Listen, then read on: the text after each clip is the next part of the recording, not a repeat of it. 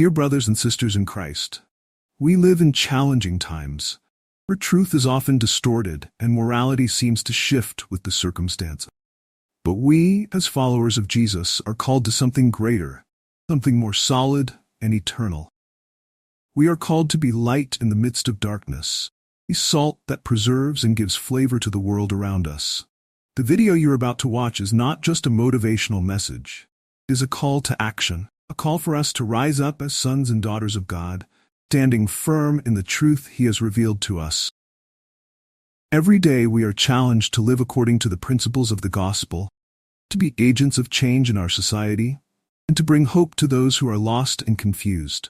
Prepare your heart to be inspired and challenged. Let this moment be a spiritual awakening, turning point in your faith journey. Remember, God has called us to be more than spectators in His kingdom. He has called us to be protagonists in His redemptive work in the world. May we, together, respond to this call with courage, faith, and action. So let us unite in this mission, knowing that greater is He who is in us than he who is in the world. 1 John 4:4. Time to act is now. May God bless and guide us in every step of this journey. Imagine yourself in a world where every corner reveals a new truth, where right and wrong dance in an endless waltz, and where the moral compass spins incessantly. This is the world we live in today, a labyrinth of personal truths where everyone seems to have their own version of what is ethical and moral. But does a true north still exist amid this tangle of opinions? G.K. Chesterton, the provocative English thinker of the 20th century, invites us on an intriguing journey through this labyrinth. His words, written over a century ago, still resonate with surprising clarity in our days, challenging us to rethink what it really means to have a solid morality in a world that seems to have lost its bearing. As we cross the busy streets of our modern cities, we are bombarded by a cacophony of voices, each proclaiming its own truth. On social media, we see heated debates where each participant fiercely defends their position, as if reality could be shaped by the strength of our convictions. It's as if we've entered Alice's mirror, where logic bends and contorts to fit our personal preferences. Chesterton, in his work Orthodoxy, warns us of the dangers of this relativistic thinking. The modern man has believed in himself. He has not believed in flowers, nor elephants, nor stars. He has not believed in the very existence of the external world. This insightful observation strongly resonates in our post-truth era, where objective facts seem to have less influence on public opinion than emotional appeals and personal beliefs. But what happens when everyone becomes the ultimate arbiter of what is right and wrong? We enter dangerous territory, where the very notion of society and community begins to disintegrate. After all, how can we build bridges of understanding when everyone is firmly planted on their own island of truth? Moral relativism, which at first glance seems to offer unprecedented freedom, actually traps us in an endless cycle of uncertainty and confusion. It's like trying to navigate an ocean without stars to guide us. We may move, but we'll never be sure of our direction or destination. Chesterton challenges us to consider the consequences of a world without absolute truths. If you don't stand for something, you'll fall for anything. This warning reminds us that, without a solid moral foundation, we are at the mercy of the capricious tides of public opinion and passing fad. However, all is not lost. The very fact that we feel uncomfortable with the idea of a world without absolute truths suggests that, deep down, we long for something more solid and enduring. Perhaps the first step out of this labyrinth is to recognize our need for a fixed point of reference, a beacon that can guide us through the turbulent waters of contemporary morality. As we move forward in this exploration, we will be challenged to question our own assumptions, critically examine the ideas we take for granted, and to consider the possibility that there are truths that transcend our personal preference. This journey will not be easy, but it promises to be deeply rewarding. For in the end, as Chesterton reminds us, the most incredible thing about miracles is that they happen. Perhaps the greatest miracle of all is the rediscovery of a solid moral foundation in a world that long ago lost its way. Together, let's embark on this intellectual and spiritual adventure, guided by the timeless wisdom of Chesterton and the light of truth, though sometimes obscured, never completely fades. Today, we live in an era where my truth and your truth coexist as if they were equally valid in all situations. It's as if we are in a grand masquerade ball, where everyone chooses the moral costume that suits them best. Chesterton, in his work Orthodoxy, warns us of the dangers of this thinking. The modern man believes he can believe a little in everything. This moral flexibility, which at first glance seems liberating, actually traps us in an endless cycle of doubts and uncertainty. Imagine an orchestra where each musician plays their own melody, insisting that their interpretation is as valid as the conductor. The result would be a cacophony, not a symphony. Similarly, when each individual defends their own version of the truth without considering a higher standard, our society becomes dissonant and fragmented. Chesterton, his characteristic insight, observed that the man who believes in nothing does not believe in himself. This phrase resonates deeply in our age of social media and fluid identity. When we embrace moral relativism, we inadvertently erode the ground beneath our own feet. After all, if there are no absolute truths, how can we trust our own conviction? The English philosopher goes further in Heretics, stating, "To tolerate everything is the greatest of all dogmas." Paradoxically, by trying to be inclusive and tolerant of all moral views, we end up creating a new absolutism, dogma that there are no dogma. This stance, far from promoting harmony, often leads to even deeper conflict, as it removes the common ground on which we could build mutual understanding. In our daily lives, we see the effects of this relativism in various spheres. In the workplace, for example, the lack of clear ethical standards can lead to questionable practices justified as business is business. In personal relationships, the idea that everyone has their own truth can result in a culture of dishonesty and manipulation, where promises and commitments lose their meaning. Chesterton, in The Everlasting Man, reminds us that truth, of course, must necessarily be stranger than fiction, for fiction is the creation of the human mind, and therefore congenial to it. This observation invites us to question: are we really seeking the truth, or just creating comfortable fictions to justify our actions and beliefs? Moral relativism also affects our ability to confront injustices and promote positive changes in society. If everything is equally true, how can we argue against practices we consider harmful or unjust? Chesterton would argue that without a fixed moral reference point, our efforts to improve the world become arbitrary and ineffective. However, all is not lost. Awareness of this dance of relative truths can be the first step toward rediscovering a more solid moral ground. Chesterton encourages us to seek truths that transcend our personal preferences, truths that withstand the test of time and cultures. In the end, perhaps wisdom lies not in completely rejecting all forms of relative truth, but in recognizing that some truths are more fundamental and universal than others. As Chesterton eloquently puts it in Orthodoxy, what we call progress is the exchange of one inconvenience for another inconvenience. Perhaps our challenge is to discern between transient inconveniences and enduring truths, finding a balance between moral flexibility and firmness.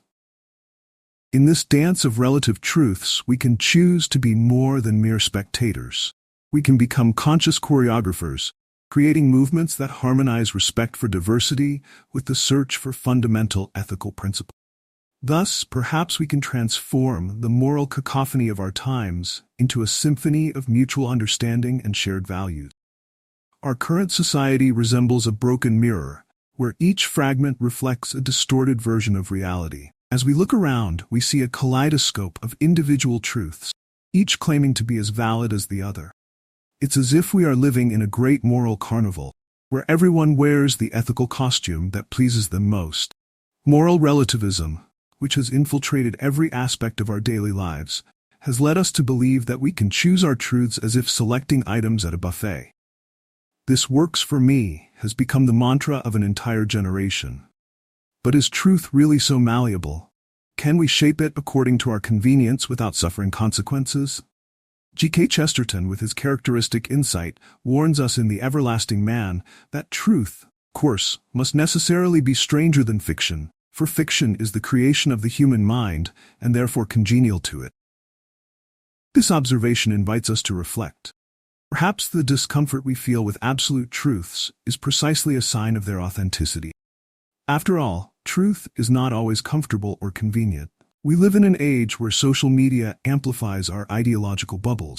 Algorithms surround us with opinions similar to our own, creating the illusion that our perspective is the only correct one. But Chesterton reminds us in Orthodoxy that the object of opening the mind, as of opening the mouth, is to shut it again on something solid. In other words, open-mindedness should not be an end in itself, but a means to reach well-founded conclusions. The Bible tells us in John 8:32, "And you shall know the truth, and the truth shall set you free." But how can we know this liberating truth if we believe it changes from person to person? Moral relativism puts us in a paradoxical position. The more free we become to define our own truth, the more trapped we become in our own limited perceptions. This phenomenon has practical consequences in our society. We see heated debates on fundamental ethical issues, where each side defends its position as if it were unquestionable. Topics like abortion, euthanasia, and even the definition of family become ideological battlegrounds where constructive dialogue seems impossible. Chesterton once again offers a valuable perspective in Heretics. The modern man believes that renouncing a thing is to have a thing. Christian habit says that renouncing a thing is to receive a thing. This inversion of values makes us question, by abandoning the search for objective truths, what do we really gain? And more importantly, what do we lose? The challenge we face is not simple. We live in a pluralistic society where respect for diversity of thought is crucial. However, this does not mean that we should abandon the search for universal truths. Perhaps the way forward is to find a balance between respect for individuality and the recognition of fundamental ethical principles that transcend cultures and eras. As we navigate this broken mirror of society, we are called to an exercise of discernment. We must learn to distinguish between personal preferences and objective moral truth. As Chesterton suggests in The Man Who Was Thursday, the issue is not whether the world is sane or insane, but whether there is enough sanity to declare it insane. In this scenario of moral fragmentation, our task is arduous, but necessary. We need to gather the shards of this broken mirror, and with patience and wisdom, try to reconstruct a more coherent and unified image of the truth. It is not an easy job, but it is a job that can lead us to a deeper understanding of ourselves and the world around us. In the midst of the moral whirlwind of our times, many of us feel like sailors without a compass in a stormy sea. Moral relativism, so prevalent in our society, has left us adrift, without a clear north to guide our ethical and moral decisions. It's as if we've thrown away our moral compass, relying only on our momentary feelings and personal opinions to navigate the turbulent waters of life. G.K. Chesterton, with his characteristic insight, observes in Orthodoxy, "The man who begins to think without the proper principles ends up with the wrong conclusion." This statement resonates deeply in our days. How many times do we find ourselves lost in ethical dilemmas, unable to discern right from wrong? The absence of a solid moral foundation leaves us vulnerable to all sorts of manipulation and confusion.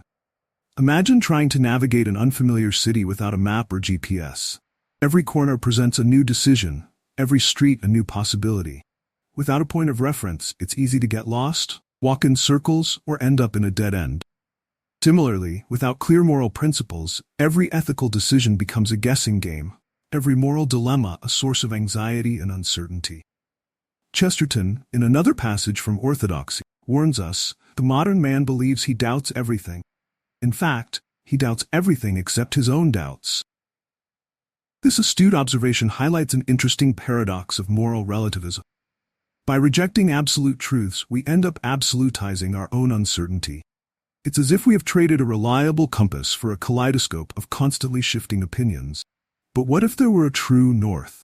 What if, as Proverbs 3:5-6 suggests, we could trust in something greater than ourselves to guide our steps? Trust in the Lord with all your heart, and do not lean on your own understanding. In all your ways acknowledge Him, and He will make straight your path. This biblical passage invites us to consider a different perspective, one that acknowledges our human limitations and seeks guidance in eternal principle. This is not about abandoning critical thinking or personal reflection. On the contrary, It is an invitation to anchor our reflections in something more solid than our own fleeting opinions. Chesterton argues in The Everlasting Man that tradition means giving votes to the most obscure of all classes, our ancestors. It is the democracy of the dead. This idea reminds us that we are not alone in our search for moral direction. We have at our disposal the accumulated wisdom of generations, principles that have withstood the test of time. Recovering our moral compass does not mean returning to an idealized past or blindly accepting imposed rules. It is a process of rediscovery, critically examining the principles that have been passed down to us and understanding why they persist. It is recognizing, as Chesterton suggests, that morality, like art, consists in knowing where to draw the line.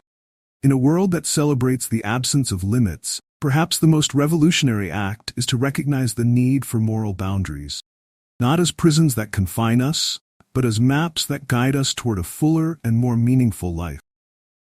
The moral compass we seek is not an instrument of restriction, but a tool of freedom.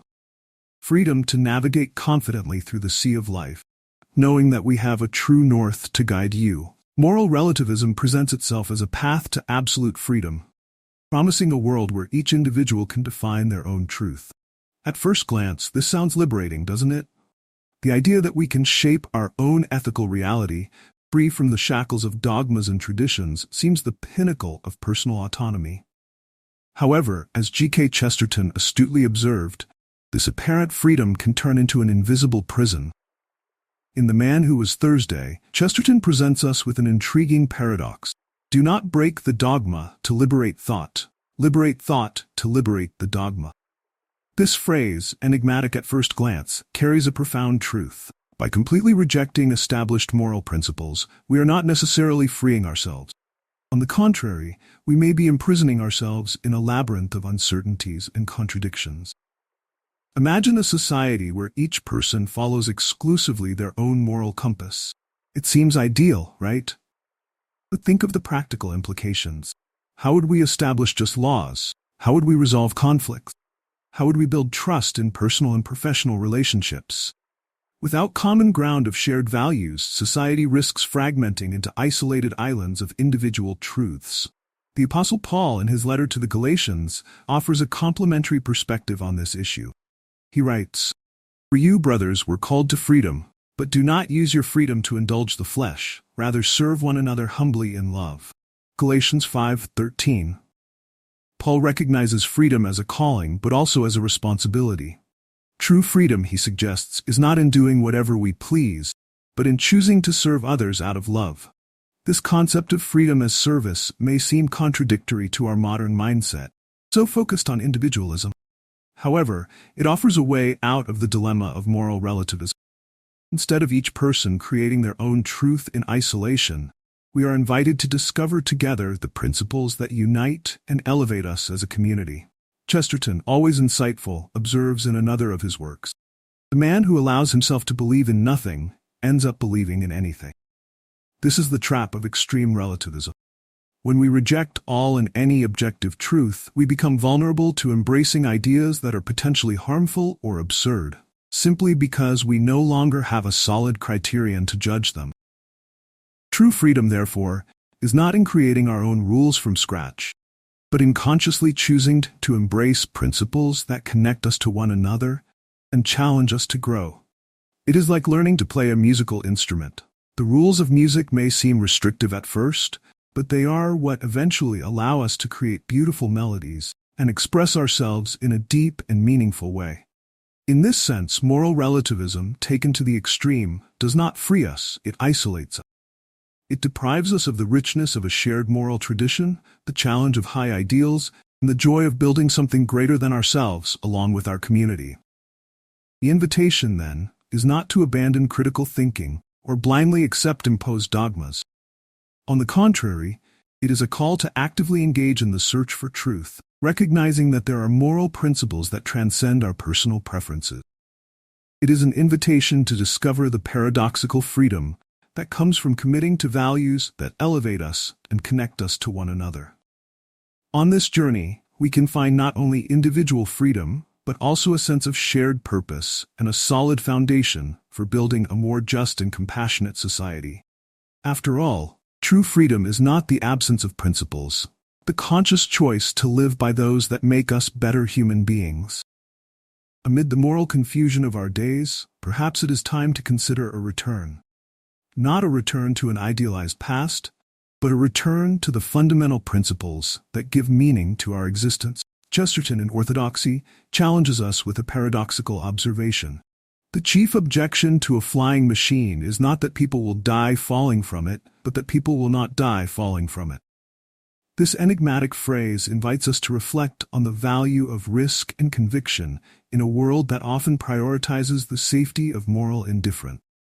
What Chesterton suggests is that there is something deeply human in embracing truths that are greater than ourselves, even if that implies risks. Moral relativism, in its attempt to avoid conflicts and offenses, ends up depriving us of the opportunity to live and, if necessary, die for something that truly matters. It's as if, in the pursuit of a frictionless existence, we have inadvertently emptied our lives of meaning. Consider for a moment the great transformations in human history. Were they not driven by people who believed in absolute truths? Martin Luther King Jr. did not fight for civil rights because he believed equality was a relative truth, but because he saw it as a non-negotiable moral imperative. Mother Teresa did not care for the poor of Calcutta because she thought compassion was one option among many, but because she saw it as a fundamental expression of divine love. The return to the home of truth does not mean, however, the dogmatic imposition of a rigid set of rules. On the contrary, it is an invitation to a journey of collective rediscovery. It is as if we are all on a great expedition, exploring together the contours of a moral reality transcends us. On this journey, humility is as important as conviction. Chesterton, in his work What's Wrong with the World, reminds us that humility is the mother of giants. One sees great things from the valley, only small things from the peak of a mountain. This perspective invites us to approach the search for truth not with arrogance but with a sense of wonder and openness. The prophet Jeremiah offers a powerful image of this journey of return. Thus says the Lord, "Stand in the ways and see, and ask for the old paths where the good way is, and walk in it, then you will find rest for your souls." Jeremiah 6:16. Notice that the invitation is not to a blind acceptance of the past, but to an active investigation. See, ask. It is a call to critical discernment, not unreflective nostalgia. In our current society, where individualism often reigns supreme, this return to the home of truth also implies rediscovering the value of community in moral formation. Chesterton observes in What's Wrong with the World that we do not need one man to be more just, we need many men to be more unjust. Not more saints, but more citizens. This provocative statement reminds us that morality is not just a matter of individual perfection, but of collective participation in building a just society. As we embark on this journey of return, we may discover that the truths we seek are not prisons that confine us, but beacons that illuminate our path. They offer us not only guidance, but also freedom. The freedom to live with purpose, to love deeply, and to face the challenges of life with courage and integrity. The antidote to moral relativism, therefore, is not the imposition of a single vision, but the collective commitment to the search for truth. It is an invitation to step out of our moral comfort zones, to engage in meaningful dialogues, and to live according to the principles we discover together. In this return to the home of truth, we can find not only moral clarity but also a community of seekers, united in the journey toward a life of meaning and purpose. At the end of this journey through the labyrinth of moral relativism, we may feel challenged, perhaps even a little disoriented. But there is hope. Chesterton reminds us, in The Everlasting Man, that the optimist thinks this is the best of all possible worlds. The pessimist fears that this is true. How about adopting a third way? A way of active hope, where we recognize the challenges of our time, but commit to seeking and living the truth with courage and compassion. In this world of fluid truths and shifting morality, it may seem that we are doomed to wander aimlessly. But what if we looked at this situation as an opportunity? An opportunity to rediscover, with fresh eyes and open hearts, the fundamental truths that give meaning to our existence. Chesterton, in his peculiar wisdom, once wrote in Orthodoxy, "The task of the modern man is not to discover new ideas, but to prevent the old ones from being buried under mountains of clichés." Perhaps our role at this moment in history is precisely this: to dig beneath the layers of relativism and indifference to rediscover the gems of eternal wisdom that lie forgotten. Imagine for a moment that we are all explorers on a grand expedition. Our goal is not to conquer new moral territories, but to rediscover and map the ethical terrain that has always been there, waiting to be recognized again. Every act of kindness, every choice based on solid principle, every moment of integrity in the face of pressure to conform, all these are like markers on our journey, signaling the way not only for us but for everyone around us.